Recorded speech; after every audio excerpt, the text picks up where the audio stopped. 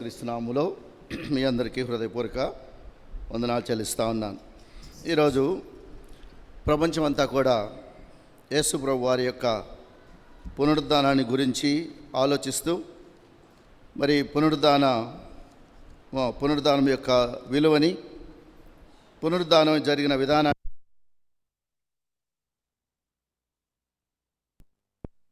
Check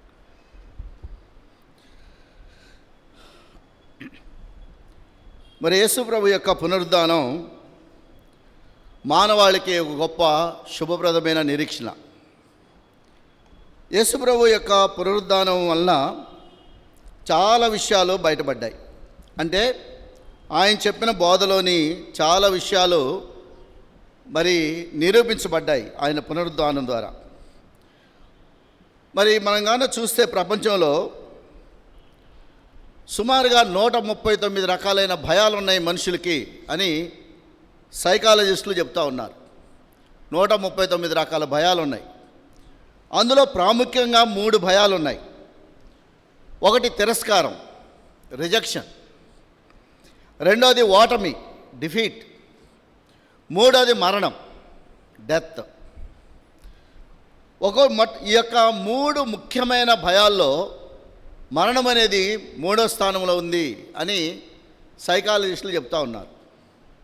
మరణం ఒక mystery. ఈ మరణం అనే దాని గురించి ఆలోచించినప్పుడు మనం మరణం యొక్క మిస్టరీని ఛేదించడానికి లేదా మరణం గురించి మాట్లాడడానికి చాలామంది సైకాలజిస్టులు లేదా ఫిలాసఫర్లు ప్రయత్నం చేశారు.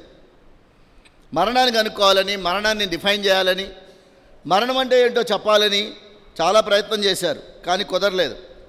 ప్రపంచంలో మనం కనుక చూస్తే ప్రతిరోజు సుమారుగా 3,60,000 మంది పుడితే 1,51,600 మంది చచ్చిపోతున్నారు. ప్రతిరోజుకి 3,60,000 మంది పుడుతున్నారు, 1,51,600 మంది చనిపోతున్నారు. అంటే ఒక రకంగా చెప్పాలంటే గంటకు 6,316 మంది, నిమిషానికి 105 మంది చచ్చిపోతున్నారు. ఇవన్నీ స్టాటిస్టిక్స్ వెంటంటే మరణం ఎంత వాస్తవమో, మరణం ఎంత కఠినమైందో, మరణం ఎలా వస్తుందో మనం నిజంగా ఊహించడానికి అవకాశం లేని పరిస్థితి. అయితే యేసు ప్రభు వారి యొక్క పునరుద్ధానాన్ని గాన చూస్తే మరణం యొక్క మిస్టరీ వీడిపోయింది. మరణం ఏంటో, మరణం అనేది ఏంటో అర్థం కాని పరిస్థితిలో నుంచి మరణం తర్వాత కూడా జీవం ఉంది అనే లెవెల్కి వచ్చేస్తుంది. రీసెంట్గా ఒక గొప్ప సైంటిస్టు ఓ పరిశోధన చేశాడు. సుమారుగా 5,000 మంది మీద ఆయన చనిపోయే నియర్ డెత్ ఎక్స్పీరియన్స్ అంటారు, మరణం దగ్గరగా ఉన్న వాళ్ళ దగ్గరికి వెళ్ళి, లేదా మరణించి బతికిన వాళ్ళ దగ్గరికి వెళ్ళి, లేదా కోమాలోకి వెళ్ళి బయటకు వచ్చిన వాళ్ళ దగ్గరికి వెళ్ళి ఆయన పరిశోధన తేల్చింది ఏంటంటే మరణం తర్వాత జీవం ఉంది. ఇది సైంటిఫిక్ ప్రపంచాన్ని ఒక ఉర్రూతలూగిస్తూ ఉంది. ఇప్పుడు మరణం తర్వాత జీవం ఉంది. మరణం తర్వాత మనిషికి అర్థం కాదు. మరణం తర్వాత ఇంకా మనిషి బతుకుతాడు, మనిషికి మరణం లేదు, కంటిన్యూ అవుతుంది లైఫ్ అనే ఆ ఊహ సైంటిస్టులందరినీ కలవరానికి గురి చేస్తుంది. అప్పుడు దాకా నమ్ముతూ వచ్చిన వాళ్ళు 2018 సంవత్సరం మార్చి 14వ తారీఖున ఒక సుప్రసిద్ధ సైంటిస్ట్, ఒక ఆయన స్టీఫెన్ హాకింగ్స్, ఫిజిక్స్లో ఆయన గొప్ప సైంటిస్టు, ఐన్స్టీన్ తర్వాత అంత తెలివిగలవాడని అంటున్నారు ఆయన్ని.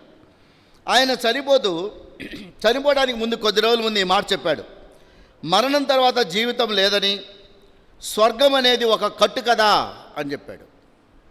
స్వర్గం అంటే పరలోకం. ఆయన చెప్పిన మాట అది, మరణానికి ముందు చెప్పాడు ఆ మాట. 2018లో ఆయన మార్చి 14వ తారీఖు చనిపోయాడు. చాలా గొప్ప సైంటిస్ట్. మరణం కట్టు కదా అన్నాడు. ఖచ్చితంగా దానికి కొంచెం ముందుగా ఫిబ్రవరి 24వ తారీఖున ఆయన అదే సంవత్సరం 2018లో డాక్టర్ బిల్లీ గ్రామ్ గారు చనిపోయారు. ఆయన కూడా చనిపోయాడు ఆ టైంలోనే. ఆయన ఏమన్నాడు తెలుసండి, నేను మరణించిన తర్వాత నేను ఎటు వెళ్ళిపోయానని మీరు బాధపడద్దు, కేవలం నా అడ్రస్ మాత్రమే చేంజ్ అయింది అన్నాడు. నిరీక్షణ కలిగిన వ్యక్తి ఎలా చనిపోతాడు, నిరీక్షణ లేనివాడు ఎలా చనిపోతాడో ఈ 2 సందర్భాలు చూస్తే మనకు అర్థమవుతూ ఉంటాయి. 1 కొరింథీ పత్రికలో ఒక మాట ఇలా రాయబడింది, చదువుదాం. 1 కొరింథీ 15వ అధ్యాయం 3వ వచనాన్ని చదువుదాం. 1 కొరింథీ 15వ అధ్యాయం 3వ వచనం. నాకియ్యబడిన ఉపదేశమును మొదట మీకు అప్పగించితిని, అదేమనగా లేఖనముల ప్రకారము క్రీస్తు మన పాపముల నిమిత్తము మృతి పొందెను, సమాధి చేయబడెను, లేఖనముల ప్రకారము 3వ దినమున లేపబడెను. యేసుప్రభు యొక్క మరణం తర్వాత అపోస్తలుల యొక్క బోధలో చేంజ్ వచ్చేసింది. 3 మాటలు వాళ్ళ బోధ. మొట్టమొదటి ఇక్కడ మనం చూస్తే ఏమనుంది? 3వ వచనంలో నాకు ఇవ్వబడిన ఉపదేశం ఏంటంటే క్రీస్తు మన పాపముల నిమిత్తం మృతి పొందెను, 2 సమాధి చేయబడిను, మరి లేఖనముల ప్రకారము పునరుద్ధానుడాయను. ఈ 3 స్వార్థ అంటే వాళ్ళు చెప్తుంది. కాబట్టి యేసుప్రభు యొక్క పునరుద్ధానం తర్వాత విశ్వాసికి గొప్ప నిరీక్షణ వచ్చింది. బైబిల్లో 104 సార్లు రాయబడింది పునరుద్ధానం.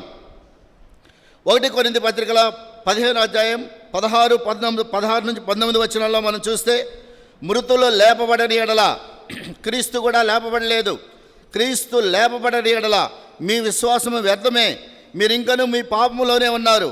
అంతేకాదు క్రీస్తునందు నిద్రించిన వారును నశించిరి.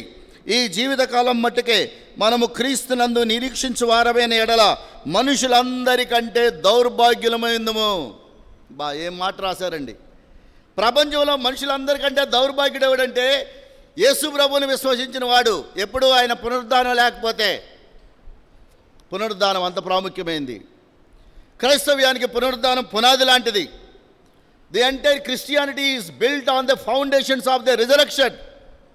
క్రీస్తు యొక్క పునరుద్ధానంగా తీసేస్తే క్రిస్టియానిటీ కొలాప్స్, ఏమి లేదు, హోప్. కాబట్టి ప్రతి వాళ్ళు క్రీస్తుని ఎవరైతే టార్గెట్ చేయాలనుకుంటున్నారో, క్రైస్తవ్యాన్ని ఎవరైతే టార్గెట్ చేయాలనుకుంటున్నారో మొట్టమొదటిగా క్రీస్తు యొక్క పునరుద్ధానం మీద మాట్లాడతారు. వాళ్ళు పునరుద్ధానాన్నే మాట్లాడతారు. ఎందుకు తెలుసా? పునరుద్ధానం ఫౌండేషను విశ్వాసికి నిరీక్షణ. ఎప్పుడైతే ఫౌండేషన్స్ కదులుతాయో విశ్వాసం కొలాప్స్ అయింది. అందుకని ప్రతివాడు కూడా విమర్శించే ప్రతివాడు క్రీస్తు పునరుద్ధానం మీద మాట్లాడతాడు. ఆ మహమ్మదీయులనే వాళ్ళు ఉన్నారు. వీళ్ళు సుమారుగా ఇప్పటివరకు 64 కోట్ల మంది ఉన్నారు ప్రపంచంలో. వీళ్ళు యేసుప్రభు యొక్క పునరుద్ధానం మీదే మాట్లాడతారు. యేసుప్రభు చనిపోలేదు, యేసుప్రభు లాంటి వ్యక్తి చనిపోయాడు, యేసుప్రభుని చంపగలిగినంత కెపాసిటీ యూదులకు ఉందా? ఆయన గొప్ప ప్రవక్త, ఆయన వీళ్ళు చంపలేరు. కాబట్టి ఆయన లాంటి వ్యక్తిని చంపి ఆయన అనుకున్నారు వాళ్ళు. ఆయన నెమ్మదిగా తప్పించుకొని వచ్చాడు, భారతదేశం వచ్చాడు. భారతదేశంలో ఇక్కడ యోగా నేర్చుకున్నాడు. యోగా నేర్చుకొని ఆయన గురువుగా మళ్ళీ అక్కడికి వెళ్ళి బోధ చేశాడు. ఇది వాళ్ళ యొక్క తప్పుడు సిద్ధాంతం. ఈ రోజుల్లో చాలామంది మామూలుగా ఏమంటారంటే ఈ యొక్క చందమామ బొమ్మరీలు కథలు ఉంటాయి, స్టోరీలు, హిస్టారికల్ బ్యాక్గ్రౌండ్స్ ఉండవు వాళ్ళకి. మాట్లాడేవాడికి ఫౌండేషన్ ఉండదు. ఎక్కడి నుంచో హిస్టారికల్ ఎవిడెన్స్ చూపించలేడు. 1వ శతాబ్దంలో కాంటెంపరీ రైటర్స్ గురించి ఏం మాట్లాడుతున్నా అది తెలియదు వాడికి. అదిగో నమ్మాడు, ఆ నమ్మిన మనని మాట్లాడుతుంటాడు. ఇది మనం చూస్తే క్రీస్తు యొక్క పునరుద్ధానాన్ని చూస్తే చాలా ఆశ్చర్యం కలుగుతూ ఉంటుంది. మిగతా రిలీజన్స్ అన్నింటిలో కన్నా చూస్తే ఫౌండింగ్ ఫాదర్స్ అందరూ చనిపోయారు. ఈ యొక్క ఎవరైతే మతాన్ని స్థాపించారో మత నాయకులు మొత్తం కూడా సమాధుల్లో ఉన్నారు. ఆ మధ్యకాలంలో ఎవరో నాకు ఒక వాట్సాప్లో మెసేజ్ పెట్టారు, సమాధులు పెట్టారు, అందరు సమాధులు పెట్టారు. ప్రాఫెట్ మహమ్మద్ సమాధి పెట్టారు, అలానే గురునానక్ సమాధి పెట్టారు.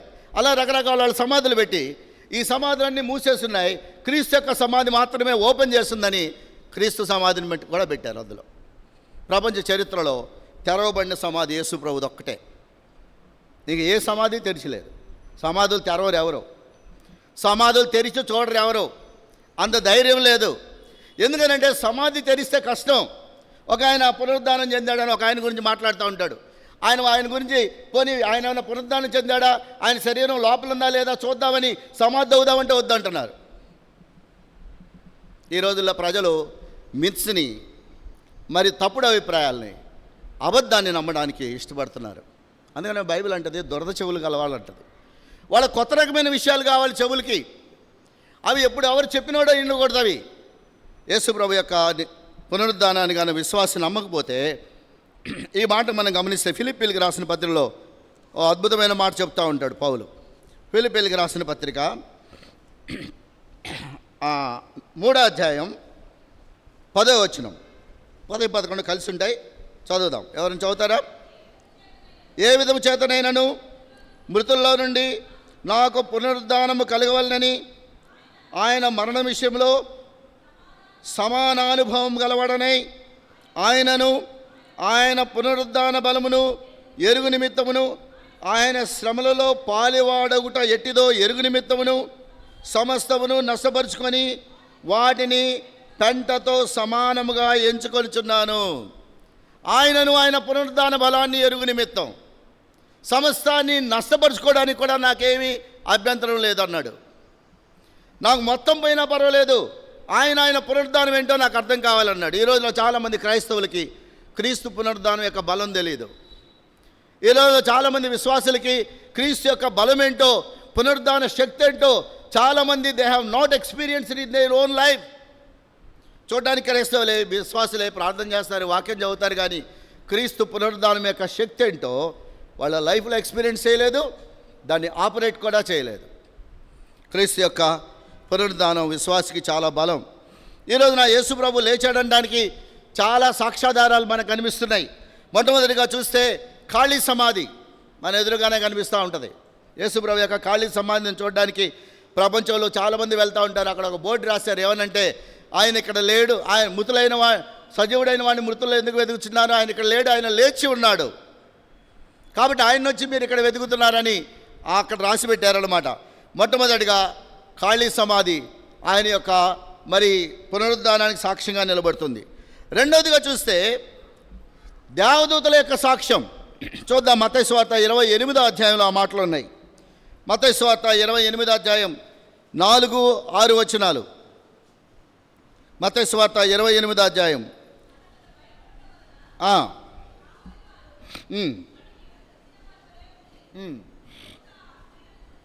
దూత ఆ స్త్రీలను చూచి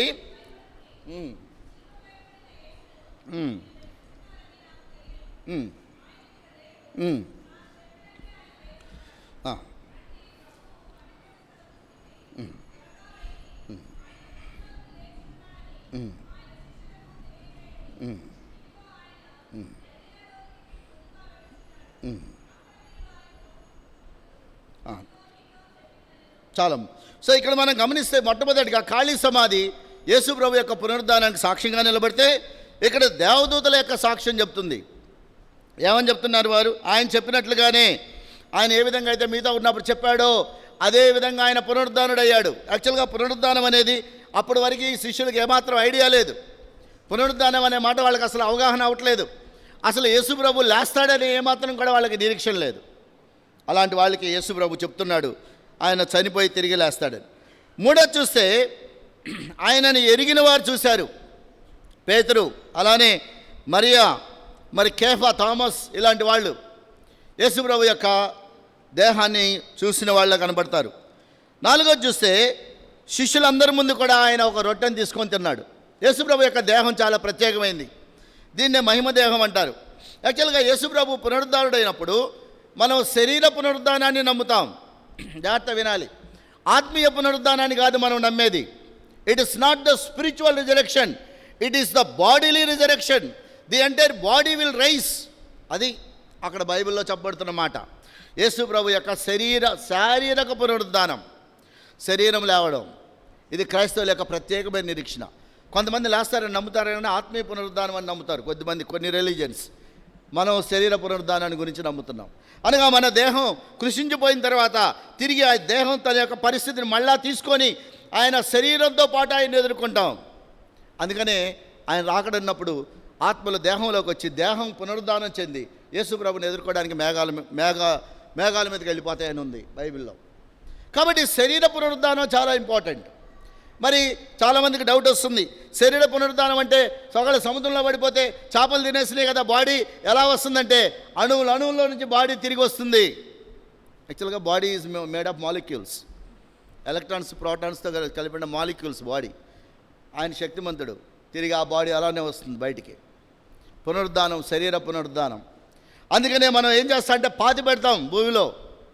ఎందుకు తెలుసా? దేహం లేస్తుందని మన విశ్వాసం. మనం ఎందుకు కాల్చమంటే అందుకే కారణం. దేహం యొక్క పునరుద్ధానం జరుగుతుంది. యేసు ప్రభు యొక్క దేహం చూస్తే ఆయన వాళ్ళందరి ముందే రొట్టె తిన్నాడు. 500 మందికి ఒకేసారి కనిపించాడు. 500 మందికి ఒకేసారి కనిపించాడు ఆయన. స్టెఫెన్కి కనిపించాడు, పౌలుకు కనిపించాడు. ఇక్కడ కూర్చున్న అనేక మందికి యేసు ప్రభు కనిపించాడు ఏదో టైంలో. ఆయన పునరుద్ధానుడు. ప్రపంచంలో పునరుద్ధానాన్ని గురించి మాట్లాడింది యేసు ప్రభు ఒక్కడే. ఏ రిలీజియస్ ఫాదర్ మాట్లాడలేదు. ఏ మతస్థాపకుడు కూడా నేను మళ్ళీ పుడతాను, మళ్ళీ వస్తాను, మళ్ళీ చనిపోయిన తర్వాత బ్రతుకుతానని చెప్పలేదండి ఎవరు. Only except Jesus Christ. That's why పునరుద్ధానం అంత ఇంపార్టెంట్. పునరుద్ధానం మీద అందుకనే ప్రజలందరూ దాడి చేసేది. పునరుద్ధానాన్ని కనుక తీసేస్తే విశ్వాసంలో ఏమీ లేదు, అసలు డొల్లా. ఇందా పౌలు చెప్తా ఉన్నాడు, ప్రపంచంలో అందరికంటే నేను దౌర్భాగ్యుడిని. ఎందుకు తెలుసా? యేసుప్రభు కోసం పాపం చేయకుండా ఉన్నాను, మరి యేసుప్రభు కోసం లంచాలు తీసుకోకుండా ఉన్నాను, యేసుప్రభు కోసం అబద్ధాలు చెప్పకుండా ఉన్నాను, యేసుప్రభు కోసం వ్యభిచారం చేయకుండా ఉన్నాను, యేసుప్రభు కోసం అన్యాయం చేయకుండా ఉన్నాను, యేసుప్రభు కోసం ఎదుటోడిని తిట్టకుండా ఉన్నాను, యేసుప్రభు కోసం నష్టపోయిన వాడిని ఏమనుకుండా ఉన్నాను. ప్రపంచంలో అందరికంటే దౌర్భాగ్యుని కాక ఏముంది నేను? అందుకనే పౌలు అంటాడు, ఇది నేను కేవలం ఈ లోకానికి సంబంధించిన విశ్వాసం అయితే ప్రపంచంలో అందరికంటే నేనే దౌర్భాగ్యుని అన్నాడు. వాస్తవమే అది. యేసుప్రభు యొక్క పునరుద్ధానం చాలా శక్తివంతమైంది. ఆయన పునరుద్ధాన శరీరం చాలా ఇంపార్టెంట్ అయింది. లూకాసు వార్త 24వ అధ్యాయం 39వ వచనాన్ని చూడండి. లూకాసు వార్త 24వ అధ్యాయం 39వ వచనం. నేనే ఆయన నంటకు నా చేతులను నన్ను పట్టి చూడుడి, నాకున్నట్లుగా ఎముకలను మాంసములు అదండి భూతానికి ఉండవు. వాళ్ళు యేసుప్రభుని చూసి భూతం అనుకుంటున్నారు. భూతాలు ఉన్నాయి, మామూలుగా అవి కూడా ఆకారాల్లో కనిపిస్తూనే ఉంటాయి. యేసుప్రభు అన్నాడు, నేను భూతాన్ని కాదు, ఐఎమ్ నాట్ స్పిరిట్. ఈ యొక్క నా ఎముకలను మాంసములను పట్టుకొని చూడండి. శరీరం ఎలాంటిదో విశ్వాసికి చాలా ఇంపార్టెంట్. యేసుప్రభు యొక్క శరీరానికి సమరూపమైన శరీరం వస్తుంది మనకి. అంటే యేసుప్రభు శరీరం ఎంత ఇంపార్టెంట్ అంటే ఆయన శరీరానికి సమానమైన రూపంలో ఉన్న శరీరం మనకు వస్తుంది. కాబట్టి ఆయన శరీరం ఎలా ఉంటుందో తెలుసుకోవాలి ముందు. అది దేహం ఎలాంటిదంటే దానికి రక్త మాంసాలు ఉంటాయి. అంటే శరీరమే బాడీలీ రిజరెక్షను. అయితే రక్త మాంసాలు పరలోక రాజ్యాన్ని స్వతంత్రించుకోవు కదా. మరి ఎలాగా అంటే మార్పు చెందిన, రూపాంతరం చెందింది శరీరం. అందుకనే దాన్ని ఏమన్నారంటే గ్లోరిఫైడ్ బాడీ అన్నారు, మహిమ శరీరం అన్నారు దాన్ని. అందుకనే ఈ మహిమ శరీరం మరి పరలోకానికి సూటబుల్గా మార్చబడుతుంది. ఈ శరీరం పరలోకంలో నివసించడానికి అనుకూలంగా మార్చబడుతుంది. ఈ శరీరం ట్రాన్స్ఫార్మ్ చేయబడుతుంది, పరలోకానికి సూటబిలిటీ వస్తుంది. పరలోకంలో నివాసానికి అనుకూలంగా మారిన తర్వాతనే పరలోకానికి ఎంటర్ అవుతుంది. అందుకనే యేసుప్రభు యొక్క శరీరం మనకు అంత ఇంపార్టెంట్. ఆయన శరీరం కోసం వాళ్ళు అందుకనే స్త్రీలు ఉదయాన్నే పరిగెత్తారు. బైబిల్లో స్త్రీలు చాలా ధైర్యవంతులా కనబడుతున్నారు. తెల్లవారుజామున ఇంకా చీకటి ఉండగానే ఆయన సమాధులతో ఆయన సమాధి దగ్గరకు పరిగెత్తారు. మరి ఈరోజు స్త్రీలు అంత ధైర్యంగా ఉన్నారని అయితే నాకు తెలియదు, కానీ ఆ రోజుల్లో మాత్రం ప్రభు కోసం వాళ్ళు తెగించిపోయారు. ఎవరు పురుషులల్లా సమాధి దగ్గరికి ఉదయాన్నే స్త్రీలు పరిగెత్తారు. కాబట్టి యేసుప్రభు యొక్క శరీరానికి రక్తమాంసాలు ఉన్నాయి. ఫిలిప్పీలకు రాసిన పత్రిక 3వ అధ్యాయం 21వ వచనం. ఆ శరీరం ఎలాంటిది? ఫిలిప్పీలకు రాసిన పత్రిక 3వ అధ్యాయం 21వ వచనం. సమస్తమును తనకు లోబరుచుకొని జాలిన శక్తిని బట్టి ఆయన మన దీన శరీరమును తన మహిమ గల శరీరముగా సమరూపము గలదానిగా. చూసారా ఈ మాటను విన్నారా? మన దీన శరీరమును తన మహిమ కలిగే శరీరానికి సమరూపం కలిగిన దానిగా మార్చాలి. What a great transformation it is. ఈ బాడీ అద్భుతమైన బాడీ. అందుకనే ఈ శరీరం ప్రభు కోసం అంకితం అనాలి. ఈ శరీరం ప్రభువుకు సమర్పించాలి. ఈ శరీరం పవిత్రమైంది. ఈ శరీరం గ్లోరిఫైడ్ బాడీగా మార్చబడబోతుంది. ఈ శరీరాన్ని గబ్బు పట్టించకూడదు. ఈ శరీరాన్ని ఎవరికి పడితే వాళ్ళకి ఇవ్వకూడదు. ఈ శరీరంతో తప్పుడు క్రియలు చేయకూడదు. ఈ శరీరాన్ని కాపాడాలి. మళ్ళీ చదువుదాం, ఏమనుందా వచనం? మళ్ళీ చదువుదాం, ఏమనుందమ్మా?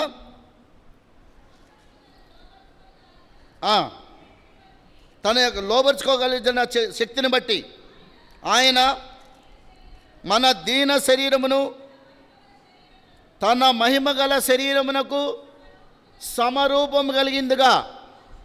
అదండి నేను చెప్తూ వచ్చాను, రక్తమాంసాలు పరలోకాన్ని స్వతంత్రించుకో. దేన శరీరం మహిమ కలిగిన శరీరంగా మారాలి, సూటబిలిటీ రావాలి. Or otherwise you cannot enter into the Kingdom of God. దేవుని రాజ్యంలోకి వెళ్ళలేవు. వెళ్ళినా అది బతకదా బాడీ, అక్కడ అది నివసించలేదు. అక్కడ ఈ యొక్క మధ్యాహ్నం బలను సమర్పించే నీవు శరీరం పరిస్థితి ఏం చేస్తున్నావో ఆలోచించుకుందాం. ఆయన శరీరం మహిమ కలిగిన శరీరం. రోమీయులకు రాసిన పత్రిక 6వ అధ్యాయం 9వ వచనం. రోమీయులకు రాసిన పత్రిక 6వ అధ్యాయం 9వ వచనం. మనము క్రీస్తుతో కూడా చనిపోయిన ఎడల మృతులలో నుండి లేచిన క్రీస్తు ఇకను చనిపోడని.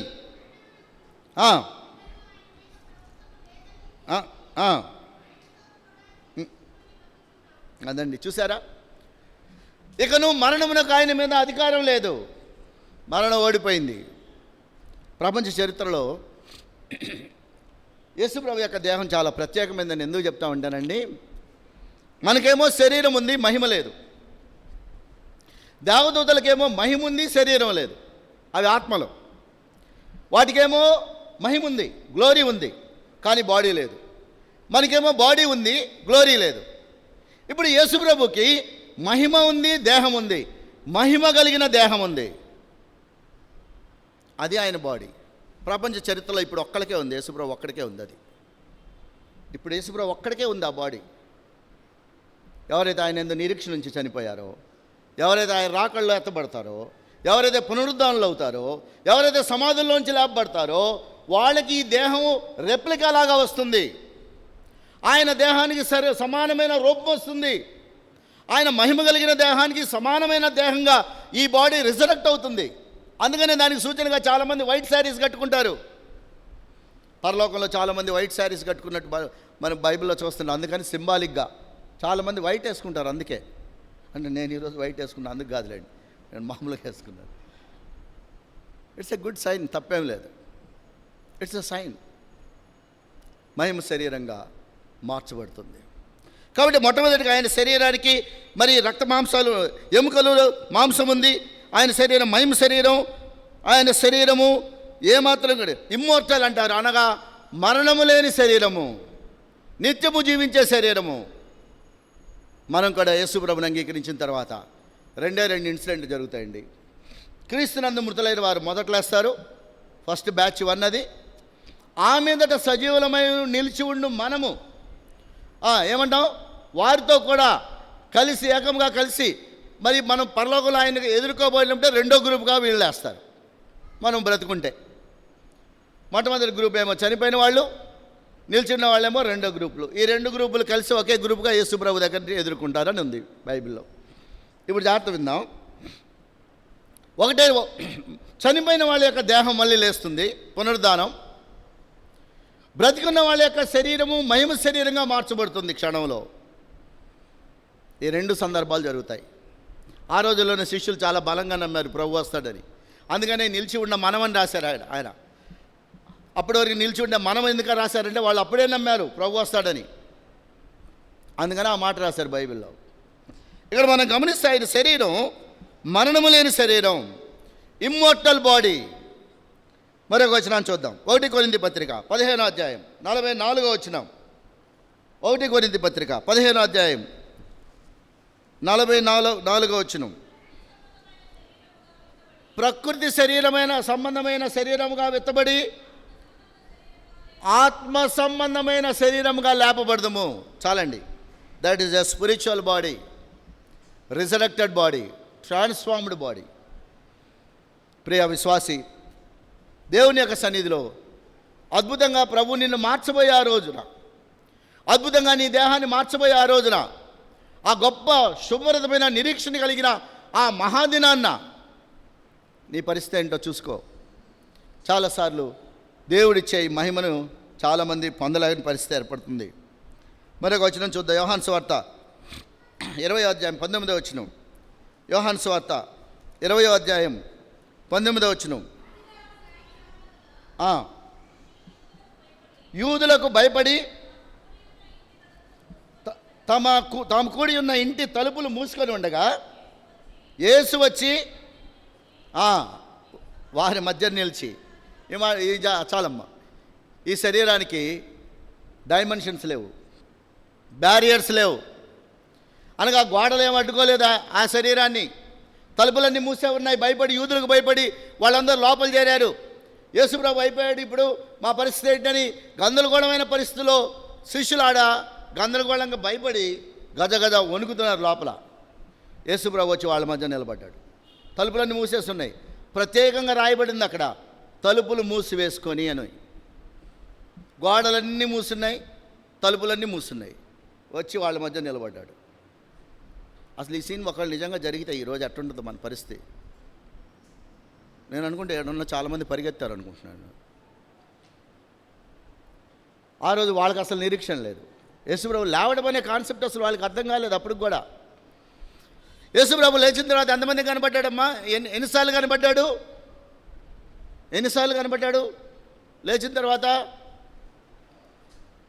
11 మారులు వారలకు ప్రత్యక్షుడాయనేసు. విన్నారా ఈ పాట? దేవుని ప్రేమ ఇదిగో అని పాట రాశాడు ఒక ఆయన. అందులో 11 మారులు వారలకు ప్రత్యక్షుడాయనేసు, సుమారుగా 11 సార్లు. ఇంకా స్టెఫెన్ కూడా కనబడ్డాడు కొన్నిసార్లు. పద్మాస్ దీవిలో యోహాను కనబడ్డాడు.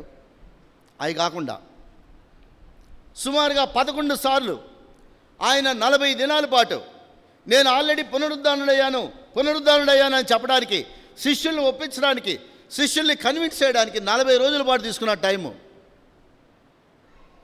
ప్రతిసారి కనబడుతున్నాడు, ఒక ఇన్సిడెంట్ చెప్తున్నాడు. ప్రతిసారి కనబడుతున్నాడు, ఆయన నిరూపిస్తున్నాడు. ప్రతిసారి కనిపిస్తున్నాడు, ఆహారం తింటున్నాడు వాళ్ళ ముందే. ప్రతిసారి కనబడుతున్నాడు, మీరు నన్ను పట్టుకొని చూడండి అంటున్నాడు. ఎన్నిసార్లు కన్విన్స్ చేసిన తర్వాత కానీ వాళ్ళ హృదయాల్లో నమ్మకం కలగల. ఈరోజు చాలామందికి పునరుద్ధానం మీద నమ్మకం లేదు.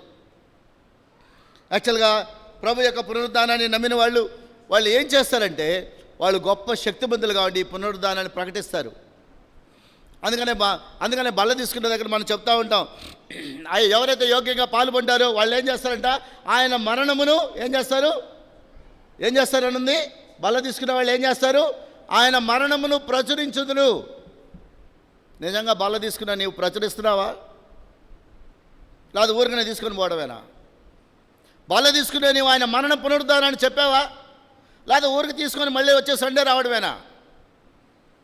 అసలు అక్కడ రాయబడిన మాట ఏంటంటే, ఇందులో పాల్గొన్న వాళ్ళు ఆయన మరణాన్ని ప్రచురిస్తారని ఉంది. అలా ప్రచురించకుండా ప్రతి వారం వచ్చి మనం తీసుకున్నా దేవునికి లెక్క చెప్పాలి. అందుకని ఈ మాటలు హృదయాల్లో జ్ఞాపకం చేసుకుందాం. అన్ని తలుపులు వేసే ఉన్నాయి, ఏమాత్రం కూడా బ్యారియర్స్ లేవు. అందుకనే మన శరీరాన్ని కానీ మనం చూసుకుంటే, ఆ మహిమ దేహాన్ని చూసుకుంటే, మన శరీరాన్ని చూసి మనమే నమ్మలేమంట. అట్లుంటుందంట బాడీ. యాక్చువల్గా సైంటిస్టులు చెప్తూ ఉంటారు, మన బ్రెయిన్లో గ్రే మ్యాటరు, వైట్ మ్యాటర్ అని 2 ఉంటాయి. మన యొక్క బ్రెయిన్లో మనం వాడేది 10% అని అంటారు. ఐన్స్టీన్ లాంటి తెలివిగల వాడేది 10% అంట బ్రెయిన్. మిగతా 90% బ్రెయిన్ ఖాళీ అంట. ఐన్స్టీన్ లాంటి వాడే 10% బ్రెయిన్ వాడితే మనం ఎంత వాడుతూ ఉండింటామండి? బహుశా మనం 1% నుంచి 5% వాడుతున్నామని అనుకుంటున్నాను. మిగతా బ్రెయిన్ అంతా ఖాళీ. యేసుప్రభుని ఎప్పుడైతే యేసుప్రభు పునరుద్ధానానికి, ఆయన శరీరానికి సమరూపమైన దేహంగా ఈ దేహం ఎప్పుడైతే మారుతుందో 100% బ్రెయిన్ పనిచేస్తుంది. ఆల్రెడీ 5%, 10% బ్రెయిన్ పనిచేస్తుంటే ఈ రోజున అణుబాంబులు కనిపెట్టారు, ఈ రోజున థర్మోన్యూక్లియర్ బాంబులు కనిపెట్టారు, ఈ రోజున అన్మాన్డ్ వెపన్స్ కనిపెట్టారు, ఈ రోజున లక్షల కిలోమీటర్లు ప్రయాణం చేసే రాకెట్లు కనిపెట్టారు, ఈ రోజున చంద్రమండలం మీద దిగారు, లేదా గురుగ్రహం మీద దిగారు. ఒకవేళ 100% బ్రెయిన్ పనిచేస్తే ఎలా ఉంటుందో ఒకసారి ఊహించు. ఈ 10% బ్రెయిన్ వాడే ఇండియాలో కూర్చొని అమెరికా వాడిని చూస్తున్నాడు. లైవ్లో అక్కడ ఏం జరుగుతుందో మన కళ్ళెదురుగా కనబడుతుంది. ఆల్రెడీ ఇంత తెలియగలిగిన మనుషులున్న దీంట్లో ఒకవేళ 100% బ్రెయిన్ పనిచేస్తే ఎలా ఉంటుంది?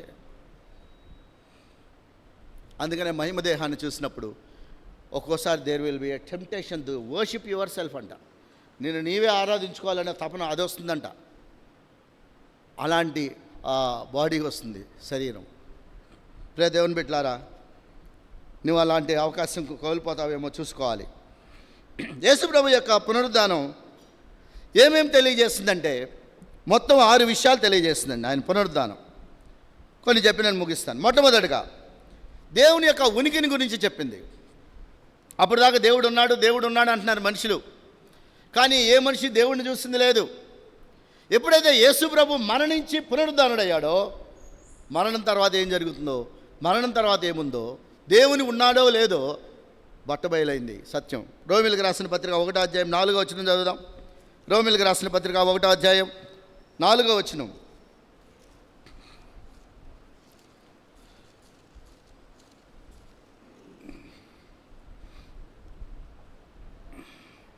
చదువుతారా? 4వ వచనం. దేవుడు తన కుమారుడును మన ప్రభువునైన యేసుక్రీస్తు విషయమైన ఆ సువార్తను పరిశుద్ధ లేఖనములందు తన ప్రవక్తల ద్వారా ముందు వాగ్దానం చేసెను. యేసుక్రీస్తు శరీరం బట్టి దావీదు సంతానముగాను మృతుల్లో నుండి పునరుద్ధానుడైనందున పరిశుద్ధమైన ఆత్మను బట్టి దేవుని కుమారుడుగాను ప్రభావముతో నిరూపించబడెను. చాలాసార్లు ఈ మాట చెప్తుంటే ప్రజలకు అర్థం కాదు. ఆయన దైవ మానవుడు అంటే ఏంటో ఇక్కడ మనకు అర్థమవుతుంది. ఆయనను ఎందుకు దైవ మానవుడు అన్నారో ఈ వచనం చెప్తుంది అర్థం.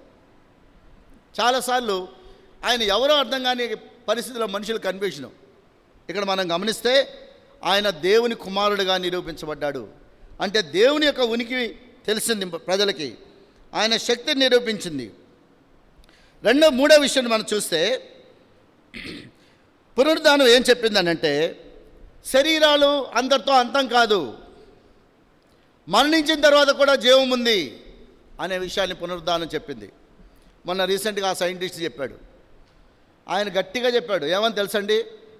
మరణించిన తర్వాత గ్యారెంటీగా లైఫ్ ఉందని చెప్పాడు. ఇంతవరకు దాన్ని ఎవరు డినై చేయాల, ఏ సైంటిస్ట్ కూడా. ఇంతవరకు ఏ సైంటిస్ట్ కూడా అది అబద్ధం అని చెప్పలా. ఆయన రీసెంట్గానే అది పబ్లిష్ చేశాడు. ఒక నెల రోజుల క్రితమే వచ్చింది ఆ పుస్తకం. మార్కెట్లో విపరీతంగా అమ్ముడుపోతుంది ఆ పుస్తకం. ఆ పుస్తకాన్ని ఇంతవరకు డినై చేయలే ఎవడు. ఎందుకు తెలుసా? మానవుడందరికీ తెలుసు తర్వాత జీవం ఉందని ఆయన చెప్పాడు. తర్వాత గమనిస్తే ఎప్పుడైతే యేసుప్రభు యొక్క పునరుద్ధానం జరిగిందో అది రక్షణకి స్థిరత్వాన్ని ఇచ్చింది. ఆయన మరణం ద్వారా పునరుద్ధానం. ఇందాక మనం చదివిన 1 కొరింథీ పత్రిక ఓ మాట గమనిస్తే చూస్తే 15వ అధ్యాయంలో 3-4 వచనాలు.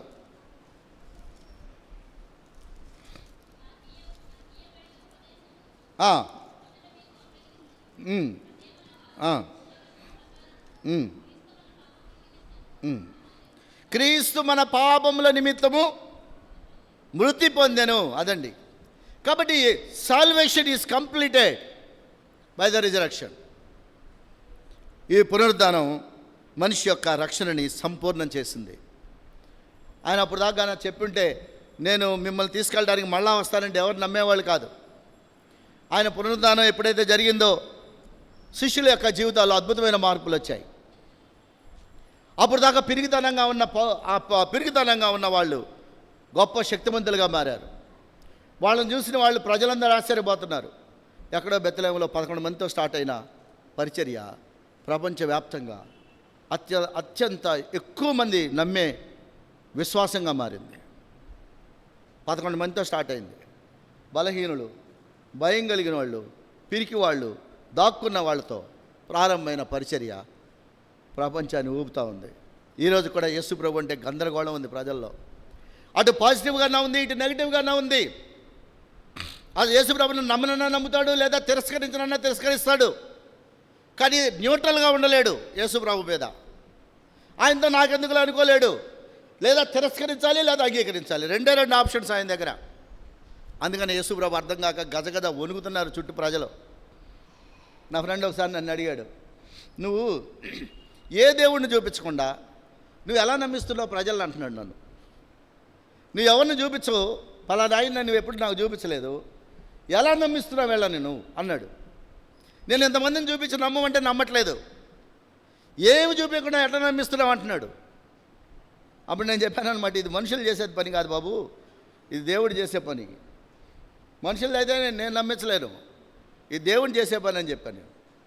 ఈ రోజున ఆత్మదేవుని యొక్క బలం ఏంటో, శక్తి ఏంటో మనం కూడా మన జీవితంలో ఆలోచించాలి. కాబట్టి యేసు ప్రభు ఈ యొక్క శక్తిని మనం ఫిలిప్పీలకు రాసిన పత్రిక ఒక మాట, మంచి మాట ఉందండి 3వ అధ్యాయంలో. ఫిలిప్పీ 3వ అధ్యాయం 10వ వచనం.